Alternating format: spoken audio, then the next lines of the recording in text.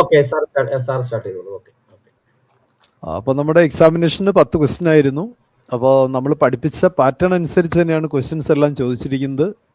ഈ പറഞ്ഞ പോലെ സിനോണിംസ്, ആന്റണിംസ്, പിന്നെ ഈ പറഞ്ഞ പാസീവ് വോയിസ്, അങ്ങനെ ആ ഒരു റേഞ്ചിൽ തന്നെ എല്ലാം വന്നിട്ടുണ്ട്.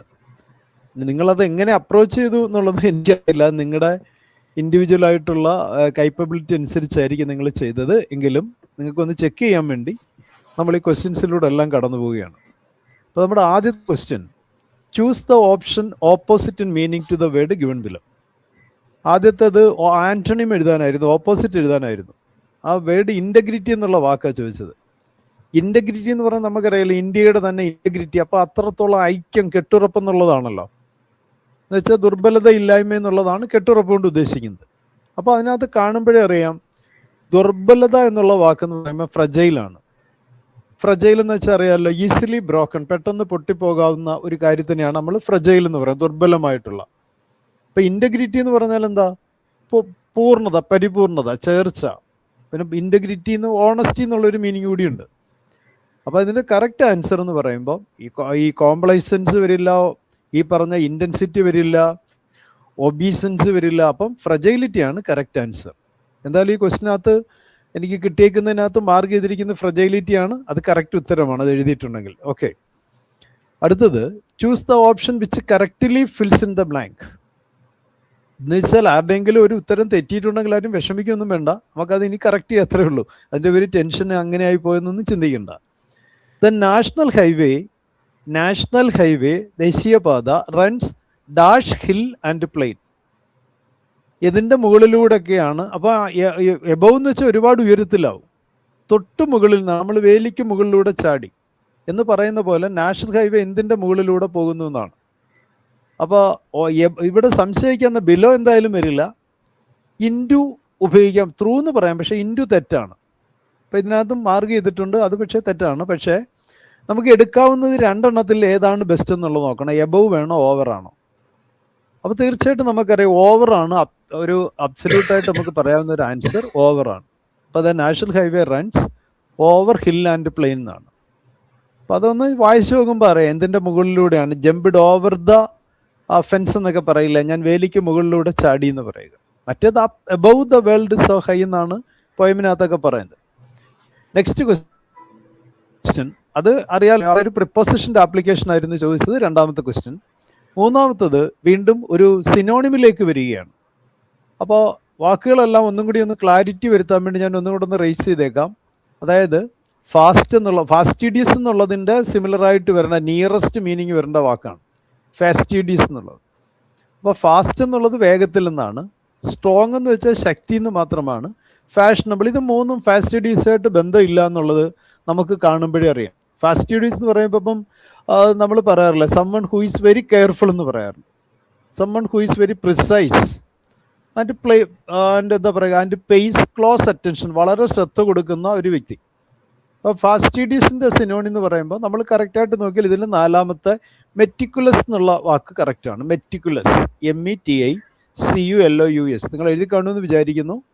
ഫാസ്റ്റിഡിയസ് എന്നുള്ള വാക്കിൻ്റെ അർത്ഥം വളരെ കെയർഫുൾ, വളരെ ശ്രദ്ധ കൊടുക്കുന്ന എന്നുള്ളതാണ്. അതിനോട് ചേർന്ന് നിൽക്കുന്ന, ഏറ്റവും ചേർന്ന് നിൽക്കുന്ന, വളരെ ശ്രദ്ധാലുവായ എന്നുള്ള വാക്കാണ് മെറ്റിക്കുലസ് പേഴ്സൺ എന്നൊക്കെ നമ്മൾ കേട്ടിട്ടുണ്ട്. അതായിരുന്നു ചോദിച്ചത്. ഇനി നമ്മുടെ സ്ഥിരം ക്വസ്റ്റ്യൻ, കൺഫേം ആയിട്ട് നമ്മൾ ഡിസ്കസ് ചെയ്ത പാസീവ് വോയിസ് എന്തായാലും ചോദിക്കും. ഇതല്ല, മേലെ പറഞ്ഞതെല്ലാം ചോദിക്കുമെന്ന് പറഞ്ഞു. അങ്ങനെയുള്ള ഒരുപാട് ക്വസ്റ്റ്യൻസ് ചെയ്യുകയും ചെയ്തിട്ടുണ്ട്.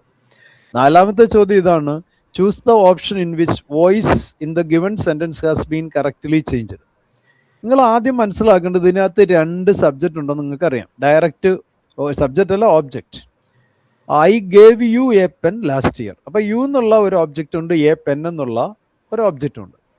അപ്പം നമ്മൾ എഴുതുമ്പോൾ ഏത് ആൻസറാണ് നമ്മൾ എഴുതേണ്ടതെന്ന് നോക്കുക. അപ്പോൾ ആദ്യം കൊടുക്കുന്ന ഒരു ഓപ്ഷൻ എന്ന് പറയുമ്പോൾ നമ്മൾക്ക് ഫസ്റ്റ് ഡയറക്റ്റ് ഓബ്ജക്റ്റ് യു ആണ്. ഞാൻ നിനക്ക് തന്നു, എന്ത് എന്നുള്ളത് പിന്നീടാണ് വരുന്നത്. അപ്പം നമുക്കൊരു ആൻസർ എഴുതാവുമ്പോൾ ആ ഡയറക്റ്റ് ഓബ്ജക്റ്റ് വെച്ച് നമുക്ക് എഴുതാം. യു വരുമ്പോൾ വാസ് എന്തായാലും വരില്ല, പാസ്റ്റ് ടെൻസ് ആണ്. ഗേവ് എന്നുള്ള വെർബിൻ്റെ you were given, simple past ആണ്. അപ്പോൾ നമുക്കറിയാമല്ലോ, she ate an apple was eaten. He took a book was taken. അപ്പം അങ്ങനെ വരുമ്പോൾ ഗേവ് എന്നുള്ളത് എങ്ങനെ വരും? യു സബ്ജക്റ്റ് ആയിട്ട് വരുമ്പോൾ യു വെയർ ഗിവൺ എന്താ കൊടുത്തത്? എ പെൻ ബൈ മീ, എന്നാൽ ഒരു പേന തരപ്പെട്ടു ലാസ്റ്റ് ഇയർ. അപ്പോൾ അത് ആ സെക്കൻഡ് ഓപ്ഷനാണ് കറക്റ്റ് ഉത്തരം. ഈ ഹാഡ് ബീൻ എന്തായാലും വരില്ല. എവിടെയാണ് ഹാഡ് ബീൻ വരുന്നത് നമുക്കറിയാമല്ലോ. ഹാഡ് ബീൻ വരും, അത് ഇൻഡയറക്റ്റ് സ്പീച്ചിലൊക്കെ അല്ലേ സിമ്പിൾ പാസ്റ്റ് പെർഫെക്റ്റിലേക്കൊക്കെ മാറുന്നത്. അപ്പം ഇവിടെ പാസീവിൽ ടെൻസ് മാറത്തില്ല എന്ന് ഞാൻ പറഞ്ഞിട്ടുണ്ട്, നിങ്ങളോട് എടുത്തു പറഞ്ഞിട്ടുള്ളത് ആ ടെൻസ് മാറത്തില്ല. അതുകൊണ്ടാണ് നാലാമത്തെ ഓപ്ഷൻ ടിക്ക് ചെയ്തിരിക്കുന്നത് മിസ്റ്റേക്കാണ്. അതങ്ങനെയല്ല, ഇത് സെക്കൻഡ് ഓപ്ഷനാണ് ശരി ഉത്തരം. You were given a pen. കാരണം ഞാൻ എടുത്തു പറഞ്ഞിട്ടുള്ളതാണ് പാസീവ് വോയിസിൽ ടെൻസ് മാറില്ല, ടെൻസ് മാറുന്നത് ഇൻഡയറക്റ്റ് സ്പീച്ചിലാണ്. അപ്പം you were given a pen by me last. മിക്കവാറും എല്ലാവരും എഴുതി കാണും. ഇതിപ്പോൾ അബദ്ധത്തിൽ ആരുടെയോ ക്വസ്റ്റ്യൻ പേപ്പറിൽ അങ്ങനെ ആയിപ്പോയതായിരിക്കാനാണ് സാധ്യത, കാരണം നമ്മളെ റൂൾസ് പറഞ്ഞിട്ടുള്ളതാണ്. ഇനി അടുത്തത് അതേ ക്വസ്റ്റ്യൻ തന്നെയാണ് കിടക്കുന്നത്. അതിൻ്റെ ആ പറഞ്ഞ അഞ്ചാമത്തെ question, identify the parts of speech. നമുക്കറിയാമല്ലോ പാർട്സ് ഓഫ് സ്പീച്ച് നമ്മൾ സെപ്പറേറ്റ് പറഞ്ഞിട്ടുള്ളതാണ്. The underline word in the following sentence. ഏത് പാർട്സ് ഓഫ് സ്പീച്ച് ആണ്? ക്വസ്റ്റ്യൻ ഇതാണ്, Kamala was all alone when I saw her. Kamala was all alone when I saw her. ഇതിൽ ആളെന്നുള്ളത് എന്തിനെ കാണിക്കുന്നു എന്നുള്ള ചോദ്യം. ഓൾ എന്നുള്ള വാക്ക് എന്തിനെ കാണിക്കുന്നു? ആഡ്വർബ് ആണോ, അഡ്ജക്റ്റീവ് ആണോ? ഒരു നാമത്തെ വിശേഷിപ്പിക്കുന്ന വാക്കാണ് അഡ്ജക്റ്റീവ്, ഒരു ക്രിയയെ വിശേഷിപ്പിക്കുന്ന വാക്കാണ് ആഡ്വർബ്. രണ്ടിനെ കണക്ട് ചെയ്ത് വരുന്നതാണ് കൺജങ്ഷൻ. നൗണിന് പകരം ഉപയോഗിക്കുന്നതാണ് പ്രോനൗൺ. അപ്പൊ തീർച്ചയായിട്ടും Kamala was all alone when I saw Har. അപ്പം ഈ ഓൾ എന്നുള്ള വാക്ക് എന്തിനെ മോഡിഫൈ ചെയ്യുകയാണ്? എലോൺ, തനിച്ചേ ഉള്ളൂ. എലോൺ എന്നുള്ളത് ഒരു ആഡ്വർബാ. അപ്പോൾ ഒരു ആഡ്വർബ് മറ്റൊരു ആഡ്വർബിനെ മോഡിഫൈ ചെയ്യാം. അപ്പോൾ ആൾ എന്തിനെ കാണിക്കുന്നു? ആൾ ഈ എലോൺ എന്നുള്ള വെർബിനെ മോഡിഫൈ ചെയ്യുകയാണ്. അപ്പോൾ ആൾ ഒരു ആഡ്വർബാണ്, അഡ്ജക്റ്റീവ് അല്ല. അപ്പോൾ ആൾ ഡിനോട്ട്സ് ആൻ ആഡ്വർബ്. ആൾ എന്തിനെ കാണിക്കുന്നു? ആഡ്വർബാണ്. അത് എന്തിനെ മോഡിഫൈ ചെയ്യുന്നു? മറ്റൊരു ആഡ്വർബായ എലോണിനെ മോഡിഫൈ ചെയ്യുകയാണ്. അവൾ തികച്ചും തനിച്ചായിരുന്നു. ഞാൻ അവളെ കണ്ടപ്പോൾ Kamala was all alone, nobody else with her. അവളുടെ അവസ്ഥയാണ് കാണിക്കുന്നത്. അപ്പോൾ അവിടെ വെർബിനെ വിശേഷിപ്പിക്കുകയാണ്. എങ്ങനെയായിരുന്നു? അവൾ തനിച്ചായിരുന്നു. അപ്പോൾ ആൾ തികച്ചും തനിച്ചായിരുന്നു. അപ്പോൾ ആഡ്വർബാണ് അവിടെ വരുന്നത്. അഡ്ജക്റ്റീവ് എന്ന് വെച്ചാൽ വെർബ്, നാമത്തെ വിശേഷിപ്പിക്കുന്ന വാക്കാണ്, അല്ലെങ്കിൽ മറ്റൊരു അഡ്ജക്റ്റീവിനെ വിശേഷിപ്പിക്കുന്ന വാക്കാണ് നമ്മൾ അഡ്ജക്റ്റീവ് കൊണ്ട് ഉദ്ദേശിക്കുന്നത്. പിന്നെ കൺജങ്ഷൻ അല്ല നിങ്ങൾക്കറിയാം. അപ്പോൾ അതിൽ ഒന്നാമത്തെ ആൻസറാണ് ശരി ഉത്തരം. അടുത്തത്, choose the option which correctly fills in the blank. Question ഇതാണ്, Saint James is dash church. Saint James is dash church nearest to my residence. എന്റെ വീടിനടുത്തുള്ള ഒരേ പള്ളി. അതിനൊരു സ്പെസിഫിക്കേഷൻ ഉണ്ട്. നോ കൊടുത്തു കഴിഞ്ഞാൽ ആപ്ലിക്കേഷൻ പോകത്തില്ല. മറ്റൊരു സെന്റ് ജോർജ് എന്നോ സെന്റ് ജൂഡ് എന്നോ മറ്റൊന്നുമില്ല. ഈ സെന്റ് ജെയിംസ് എന്ന് പേരുള്ള ഒരേ ഒരു പള്ളിയാണ് എന്റെ വീടിനടുത്തുള്ളത്. പിന്നല്ലാതെ ഇപ്പൊ സെന്റ് ജെയിംസ് ഒരു ചർച്ചാണെങ്കിൽ ഏത് ചർച്ചും ആകും. Saint James is A church general ആയിട്ട് പറയുമ്പോൾ അങ്ങനെ പറയാം. പക്ഷെ ഇതിനൊരു സ്പെസിഫിക്കേഷൻ ഉണ്ട്, പ്രത്യേകതയുണ്ട്, പെക്യുലിയാരിറ്റി ഉണ്ട്. എന്താ അത്? നിയറസ്റ്റ് മൈ റെസിഡൻസ്, എന്റെ വീടിനടുത്തുള്ള പള്ളി എന്ന് പറയുമ്പോൾ അതിന്റെ സ്പെസിഫൈഡ് ആണ്. സ്പെസിഫൈഡ് ആയിട്ട് പറയുമ്പോൾ നമ്മൾ ഡെഫിനിറ്റ് ആർട്ടിക്കിൾ ദായാണ് യൂസ് ചെയ്യേണ്ടത്. അപ്പൊ saint James is the church. എന്താ അതിന്റെ പ്രത്യേകത? നിയറസ്റ്റ് മൈ റെസിഡൻസ്, എന്റെ വീടിനടുത്തുള്ള ഒരേ ഒരു പള്ളി സെന്റ് ജെയിംസ് ആണ്.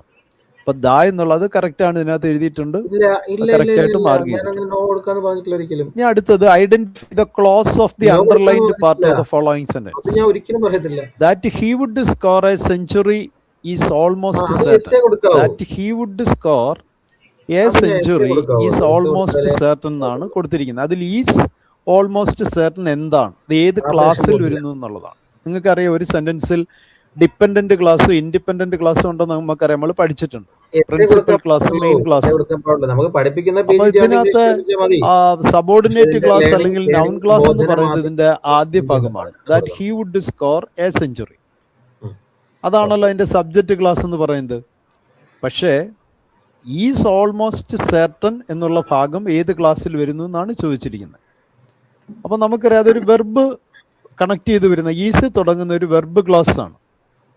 ആ വെർബ് ഫ്രേസ് എന്ന് പറയുന്നത് ആ സബ്ജക്റ്റിനെ വിശേഷിപ്പിക്കുകയാണ്. അപ്പം അത് നമുക്ക് ഈ പറഞ്ഞ പ്രിൻസിപ്പൽ ക്ലാസ് എന്നുള്ള ഗ്രൂപ്പിൽ വരുത്താം. അല്ലെങ്കിൽ നിങ്ങൾക്ക് എളുപ്പം എഴുതാം അതിനകത്ത് നൗൺ ക്ലാസ്സും അഡ്ജക്റ്റീവ് ക്ലാസ്സും ആഡ്വർബ് ക്ലാസ്സും അല്ല എന്ന് നിങ്ങൾക്ക് കാണുമ്പോഴേ അറിയാം. വെർബ് ഉണ്ടായിരുന്നെങ്കിൽ വെർബ് ക്ലാസ് ആയനെ. അതില്ലാത്ത സ്ഥിതിക്ക് പ്രിൻസിപ്പൽ ക്ലാസ് എന്ന് എഴുതിയാൽ നിങ്ങൾക്ക് മാർക്ക് കിട്ടും. എഴുതിയിരിക്കുന്ന ആളും പ്രിൻസിപ്പൽ ക്ലാസ് എന്ന് എഴുതിയിട്ടുണ്ട്. കാരണം അത് ആഡ്വർബ് അല്ല. ഈസ് എന്നുള്ളത് ഒരു ആഡ്വർബ് അല്ല, ഈസ് എന്നുള്ള ഒരു അഡ്ജക്റ്റീവ് അല്ല, ഈസ് എന്നുള്ളത് നൗണും അല്ല. അപ്പൊ കാണുന്ന ഒരാൾക്കറിയാം അതൊരു വെർബിൽ ആരംഭിക്കുന്ന ക്ലാസ് ആയതുകൊണ്ടും മറ്റു പാർട്ട് ഇല്ലാത്തത് കൊണ്ടും ഈസ് ആൾമോസ്റ്റ് സെർട്ടൺ എന്നുള്ളത് ഒരു പ്രിൻസിപ്പൽ ക്ലാസ് ആണ്. അപ്പൊ കുഴപ്പമില്ലല്ലോ, അത് ഇതിനകത്ത് എഴുതിയിരിക്കുന്ന ആളും കറക്റ്റായിട്ട് എഴുതിയിട്ടുണ്ട്. ആർട്ടിക്കിളിന്റെ കാര്യവും ക്വസ്റ്റ്യൻ തന്നിരിക്കുന്ന അയച്ചേക്കുന്ന ആള് അതും കറക്റ്റ് ആക്കിയിട്ടുണ്ട്. അതൊക്കെ ശരിയുണ്ട്. 1-2 മിസ്റ്റേക്ക് ഉണ്ട് 10 എണ്ണത്തിൽ ഞാൻ കണ്ടറിടത്തോളം, ബാക്കിയെല്ലാം ശരിയാണ്. ഇനി അടുത്തത് ഇത് ഞാൻ കറക്റ്റായിട്ട് നിങ്ങൾക്ക് ക്വസ്റ്റ്യൻ തന്ന് പഠിപ്പിച്ചതാണ്. ജംബിൾഡ് വേർഡ് ഓർഡർ നിങ്ങളുടെ സിലബസിന് അത് കൂടുതൽ ഇൻറ്റൻസീവായിട്ട് ഇല്ലായിരുന്നെങ്കിലും നമ്മൾ അത്തരത്തിലുള്ളത് ചെയ്യിച്ചിട്ടുണ്ട്. ഒരു 6-7 ക്വസ്റ്റ്യൻ ചെയ്തു. പിന്നെ അതിൻ്റെ പാറ്റേൺ ഒക്കെ ഞാൻ നിങ്ങൾക്ക് നന്നായിട്ട് പറഞ്ഞു തന്നെയാണ്, തലേ ദിവസവും പറഞ്ഞു തന്നു. അങ്ങനെ നമ്മൾ 3-4 ക്വസ്റ്റ്യൻ നിങ്ങൾക്ക് ഓർമ്മയുണ്ടല്ലോ. അപ്പം 108ാമത്തെ ക്വസ്റ്റ്യൻ അതാണ്. ഇതെങ്ങനെയാണ് ഒരു മീനിങ് ഫുൾ ആയിട്ടുള്ള സെൻറ്റൻസ് ആക്കി എഴുതേണ്ടത്? വിത്ത് വാട്ട് എന്നുള്ള ഒരു part, he received last year എന്നുള്ള ഒരു പാർട്ട്, ഈ സ്മൈൽഡ് കോൺട്രാസ്റ്റഡ് എന്നുള്ള ഒരു പാർട്ട്, ദ പ്രസന്റ് വാണി. അപ്പോൾ നമ്മൾ എന്താ ചെയ്യേണ്ടത്? നമ്മൾ പറഞ്ഞ റൂൾ അനുസരിച്ച് ആദ്യം സബ്ജക്റ്റ് കണ്ടുപിടിക്കണം. സബ്ജക്റ്റ് എന്താ? സബ്ജക്റ്റ് നമ്മളിങ്ങനെ നോക്കി വരുമ്പോൾ വിത്ത് വാട്ട് വരത്തില്ലെന്ന് നിങ്ങൾക്കറിയാം, ഈസിൽ തുടങ്ങത്തില്ലെന്നറിയാം. ഹി റിസീവ്ഡ് ലാസ്റ്റ് ഇയർ എന്ത്? അതിനൊരു ഉത്തരം കിട്ടുന്നുമില്ല. അപ്പം നമുക്ക് ഏതായിരിക്കും സബ്ജക്റ്റ് വരേണ്ടത്? ദ പ്രസന്റ് വാണിംഗ് ആയിരിക്കണം. പ്രസന്റ് വാണിങ്ങിൽ ആരംഭിക്കുന്ന ഡി ഓപ്ഷനിൽ ആരംഭിക്കുന്ന എത്ര ആൻസർ ഉണ്ട്? ഡി ഓപ്ഷനിൽ ആരംഭിക്കുന്ന എത്ര ആൻസർ ഉണ്ട്? ഒറ്റ ഒരു ആൻസറേ ഉള്ളൂ. അപ്പോൾ 1ാമത്തതാണ് ഉത്തരം. അതിനകത്ത് ടിക്ക് ചെയ്തിട്ടുണ്ട്, വളരെ സന്തോഷം. കറക്റ്റായിട്ട് എഴുതിയിട്ടുണ്ട്. DCAB എന്ന് എഴുതിയിട്ടുണ്ട്. ഇനി നമുക്കൊന്ന് വായിച്ചു നോക്കാം. The present warning is mild. The present warning is mild contrasted. ഇപ്പം 2 എണ്ണമായ ഡി കഴിഞ്ഞ് സി ആയി. With the present warning is mild contrasted with what he received last year. അപ്പം DCAB എന്നുള്ള ഡി വെച്ച് ആരംഭിക്കുന്ന ഒറ്റ ഓപ്ഷനേ ഉള്ളൂ. ഫസ്റ്റ് പാർട്ട് ഡി എന്ന് കിട്ടിക്കഴിഞ്ഞാൽ ആൻസർ പെട്ടെന്ന് എഴുതാം, കൂടുതൽ സമയം വേസ്റ്റ് ആക്കേണ്ട ആവശ്യമില്ല. അപ്പോൾ ഈ തന്നിരിക്കുന്ന ക്വസ്റ്റ്യൻ പേപ്പറിലും ഡി ആ ഫസ്റ്റ് പാർട്ട് ആൻസർ ചെയ്തിട്ടുണ്ട്. That is the correct answer. അത് നമ്മൾ പഠിപ്പിച്ചാണ്. ഇതിനകത്ത് പഠിപ്പിക്കാത്ത ഒറ്റ പാർട്ടും ഇല്ല. ക്വസ്റ്റ്യൻ അതേപോലെ അതേ വേർഡ് തന്നെ ചോദിച്ചിട്ടില്ലെന്നേ ഉള്ളൂ. ഇനി അടുത്ത ഒരെണ്ണമാണ്, അത് നമ്മൾ പഠിപ്പിച്ചതാണ്. സബ്ജക്റ്റ് വെർബ് എഗ്രിമെൻ്റ് ആയിട്ട് പഠിപ്പിച്ചപ്പോഴും കോൺകോഡ് റൂള് പഠിപ്പിച്ചതൊക്കെ ആവർത്തിച്ച് പറഞ്ഞതാണ്. സെൻറ്റൻസ് ഇതാണ്: on my way to school. Question കണ്ടല്ലോ. One of the parts of the following sentence may not have an error. May or may not ഉണ്ടാകാം, ഇല്ലാതാകാം. ആ മിസ്റ്റേക്ക് ഉണ്ടെങ്കിൽ കണ്ടുപിടിക്കുക, ഇല്ലെങ്കിൽ വേണ്ടെന്ന് പറഞ്ഞിട്ടുണ്ട്. അപ്പോൾ on my way to school I found a 50 rupees note. നമുക്കറിയാം ഈ റുപ്പിയുടെ മൈല്, കിലോമീറ്റർ, മീറ്റർ, റുപ്പിയുടെ മുമ്പിലൊക്കെ ഒരു എണ്ണൽ സംഖ്യ വന്നാൽ അതിൻ്റെ കൂടെ എസ് ഇടില്ല എന്ന് ഞാൻ നിങ്ങളോട് 10 പ്രാവശ്യം പറഞ്ഞിട്ടുള്ളത് നിങ്ങൾക്കറിയാം, എനിക്കും അറിയാം. അപ്പോൾ അതിൻ്റെ ആൻസർ നിങ്ങൾക്കറിയാം. ഏത് പാർട്ടിലാണ് മിസ്റ്റേക്ക് ഉള്ളത് നിങ്ങൾക്കറിയാം. അതിൻ്റെ ഏത് സെക്ഷനിലാണ് മിസ്റ്റേക്ക് എന്നുള്ളത് നിങ്ങൾക്കറിയാം. കാരണം ആ ഡി സെക്ഷനിലാണ് മിസ്റ്റേക്ക് ഉള്ളത്. എന്താണ് ഡി സെക്ഷനിലുള്ള മിസ്റ്റേക്ക്? ആ 50 രൂപ എന്നുള്ള ഒരു ന്യൂമറൽ കിടപ്പുണ്ട്. അപ്പോൾ അതിന് എണ്ണൽ സംഖ്യ വന്നാൽ പിന്നെ മൈല്, കിലോമീറ്റർ, മീറ്റർ, റുപ്പി, അങ്ങനെയുള്ള കുറച്ചേറെ ഞാൻ പറഞ്ഞിട്ടുണ്ട്. എന്തൊക്കെയാണ്? ലിറ്റർ, പറഞ്ഞ പോലെ ഡസൻ, പെയർ, ഇതൊക്കെ കിലോഗ്രാം. അതിൻ്റെ മുമ്പിലൊക്കെ എണ്ണൽ സംഖ്യ ഉണ്ടെങ്കിൽ പിന്നെ അതിൻ്റെ കൂടെ എസ് ഇടരുന്ന് പറഞ്ഞിട്ടുണ്ട്. അതനുസരിച്ചുള്ള റൂളാണ്. പിന്നെ ഒരെണ്ണം കൂടി, ഫ്രൈസൽ വെർബ്. ഫ്രൈസൽ വെർബ് അല്ല, ഇഡിയംസ്. ഫ്രൈസൽ വെർബ് അങ്ങനെ ചോദിച്ചിട്ടില്ല, അത് നമ്മൾ പഠിപ്പിച്ചതാണ്. ഇഡിയം ചോദിച്ചിട്ടുണ്ട്. On the way we had lunch of A kind. തീർച്ചയായിട്ടും നമുക്കറിയാം എ കൈൻഡ് ഒരു തരം, നമ്മൾ പറയത്തില്ലേ ഒരുമാതിരി ഫുഡായിപ്പോയി.